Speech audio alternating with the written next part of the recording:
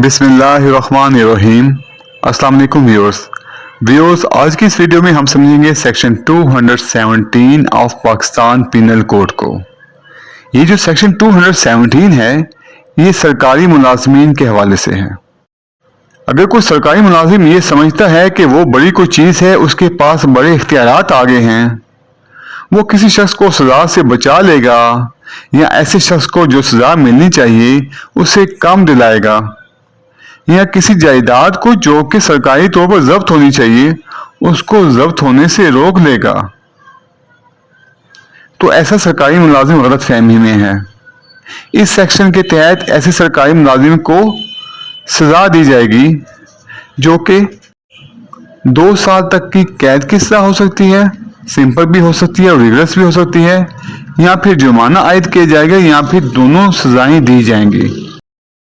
ये जो सेक्शन है ये सरकारी मुलाजिम को उस वक्त सज़ा देती है जब सरकारी मुलाजिम अपने फ़राइज़ से गफलत बरते, चाहे ऐसी गफलत वो कोई रिश्वत लेकर बरते या फिर रिश्वत ना लेकर बरते।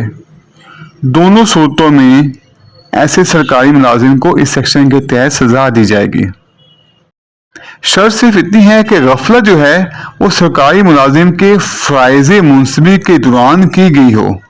मिसाल के तौर पर चोरी की तलाशी ली जाती है और इस तलाशी के दौरान पुलिस कांस्टेबल को 5,000 रुपये का नोट मिलता है जो कि चोरी शुदा माल का हिस्सा नहीं होता, लेकिन इसके बावजूद पुलिस कांस्टेबल इस 5,000 रुपये के नोट को अपने पास रख लेता है। वो अपने आला अफसरान को मतला नहीं करता, तो ये करार दिया जाएगा कि ऐसे पुलिस कांस्टेबल ने इस सेक्शन के तहत जुर्म किया है। व्यूअर्स, वीडियो देखने का बहुत शुक्रिया।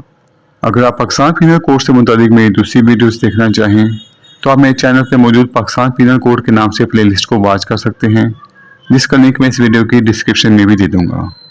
आपसे रिक्वेस्ट है कि मेरी वीडियो को लाइक कर दें, शेयर कर दें, मेरे चैनल को सब्सक्राइब कर दें और बेल आइकन को प्रेस कर दें।